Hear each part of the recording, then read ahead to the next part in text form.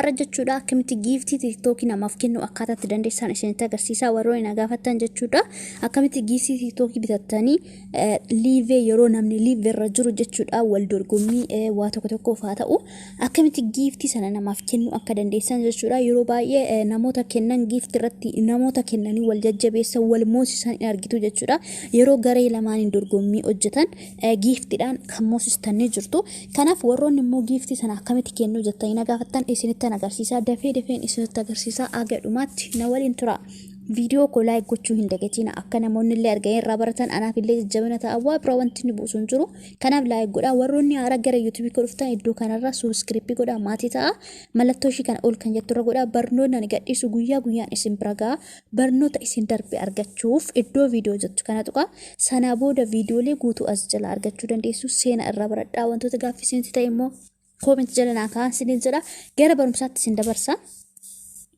jalqaba Play Store keessa yeroo seentan jechuudha jalqaba kaasee isinitti agarsiisa iddoo profile keessan irra tuqxu email yookiin immoo profile iddoo kana qubee ittiin banatan san irra jira suurarras godhatan sana booda iddoo kana dhuftanii jechuudha jala kanarratti payment and subscribe to an kan jedhu kunni jira achirra tuqxu achi deebitanii isuma tokkoffaa kanarra tuqxu jechuudha akkuma argitan zeeniidha jechuudha kana itti fayyadamu baarin keessatti ani stees zeeniidhaan kanan bitadhu kanaaf maallaqa waa keessa qabaachuu qabdu jechuudha ergaas keessa baatanii immoo gara TikTok keessan deemtu obsaan eeggadha erga TikTok keessan keessa seentanii profile keessan jala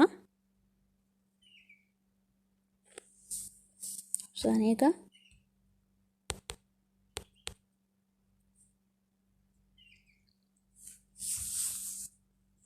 akkuma argitan iddoo kanarratti bakka sarara sadan tanarra tuqxu profile keessan gararraa yeroo achirra tuqxan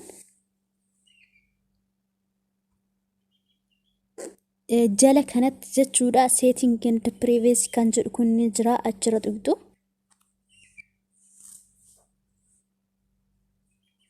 erga asirra tuqxanii as keessa jechuudha balance kan jedhu kunni jira achirra tuqxu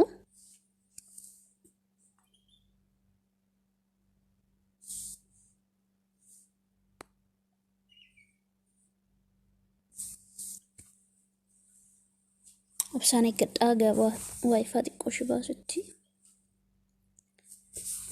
erga asirra tuqxanii jechuudha akkuma argitan giifti kennuu hin danda'ani maaliif maallaqni koo 0 irra jira bitadheen jiru waan ta'eef iddoo kanarra 0 ta'ee jira jechuudha akkuma argitan kun amma 0 dha jechuudha namaaf kennee keessa fixeen jira garuu bitadhee kennuu nan danda'a jechuudha amma kanaaf bitattanii kaatanii yeroo namni live irra seenu giifti sana kennuu dandeessu jechuudha garuu hin bitattu dura jechuudha hin bitattan taanaan kanaafidha kan yeroo mara yeroo sin giifti yookiin immoo TikTok irra namaa kennuuf jettan kan isiniif kennuu didu jechuudha waan keessaa 0 ta'eef iddoo kanarratti akkuma argitan giifti 0 ta'aa jira jechuudha garuu bitachuudhaaf reechirti kan jedhu kunni jira diimaadhuma kanarra gadi tuqxu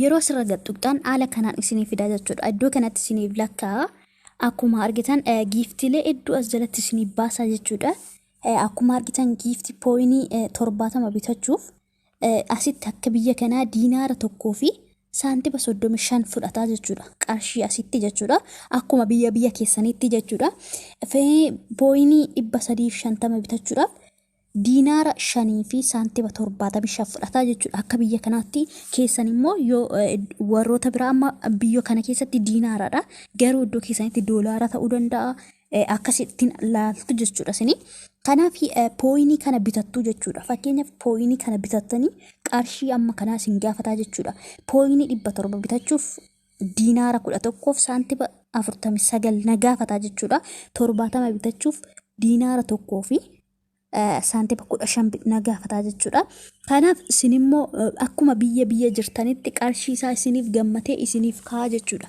isin immoo as keessaa ka barbaadan bitachuu dandeessu garuu qarshii mobaayilii keessan keessaa guuttattanii yoo qabaattan bitattanii anamma qarshii keessa dawwalee waan fixeef hin qabu jechuudha yeroon bitachuu barbaadutti pooyinii 70 kana diinaara tokkoo fi saantiba 15 asirra tuqxanii sana booda gara qarshii keessan keessaa fudhata pooyinii kana isiniif dabarsaa jechuudha as gubbaarratti. Sana booda tiktookii yeroo namni liivee seene giiftii sana haala kanaan namaa kennuu dandeessu jechuudha. Akkuma argitan aga baay'eetu jira. Aga humna keessan aga dandeessanitti bitachuu fi kan fedhii qabdan akkuma argitan haga pooyinii 1,1700 ni jira jechuudha. 7,000, 3,500, 4,040 400 jechuudha. Kanaaf barbaadan bitachuu dandeessu xiqqaarraa gara guddaatti haala kanaan jira. Qarshii isaas immoo akkasuma wal caalaa jechuudha. Akkuma argitan amma qarshii 287 ni jira jechuudha. Akkuma argitan kun qarshii isaati. Kana sini maaliif Itoophiyaatti qarshii tokko meeqa akka ta'u ni beektu. Diinaara doolaara sanaa jechuudha. Doolaara simbiratti doolaara ta'uu danda'a. Kanaaf akkuma kanatti bitattanii namaaf kennuu ni dandeessu jechuudha. Kana fakkaataa oo bitattan asumarra xuqxu jechuudha. Sana booda gara maallaqa keessanii isiniif pooyinii keessan isinii dabarsaa jechuudha. Garuu akkuma argitan yoon asirra tuqeana naan lakkaa'u maaliif qarshii keessaa hin qabu waan ta'eef naaf fudhatu jechuudha. Akkuma argitan yoo bitachuu barbaadan asirra tuqxu. Yeroo asirra tuqxan oo qarshii keessaa qabaatan asirra tuqxu. Sana booda isiniif lakkaa'aa garuu qarshii waan keessaa hin qabneef isin jedhu yoo isin qarshii keessaa qabaatan sana booda asirra tuqxu isiniif bitamaa jechuudha. Iimeelii keessan sin gaafata paaswordii iimeelii keessanii jechuudha. Yeroo bitachuuf jirtan paaswordii iimeelii keessanii asirratti gashitu. Iimeelii osoo hin ta'in iimeeliin akkuma argitan kun iddoo kanarra jira.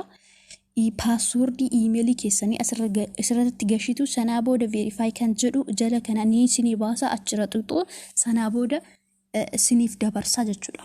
Isinii gala miti yeroo dhuftanii fuuldura kana tuqxan jirannaa tuqxan kan bitachuu barbaadan qarshii ittiin bitachuu barbaadan sana yeroo tuqxan akkatti isinii fida. Sana booda bu'ii kan jedhu kun ni jira achirra tuqxu. Sana booda paaswordii iimeelii keessanii asitti galchitu. Sana booda jala kana isinii baasa achirra tuqxan amma qarshii waan keessan qabaanneef waan ani itti barreessuuf hin qabu jechuudha paaswordii. Haala kanaa itti barreessitu. Sana booda verify kan jedhu kan tuqxu. Sana booda pooyinii keessa isinii assaabeera jechuudha. Kana fakkaataa akka isiniif galu sabdiin qaba. Akka irraa barattanii sabdii qaba isiniin jedha. Yoo isinitti tole laayik godhaa. Share walii godhaa isiniin jedha. Viidiyoo akka namoota baay'ee bira ga'ullee laayik gochuu hin dagatinaa. Gaaffii qabaattan koomentii godhaa isiniin jedha. Aga viidiyoo biraatti walitti deebinutti turtii gaarii qabaadha.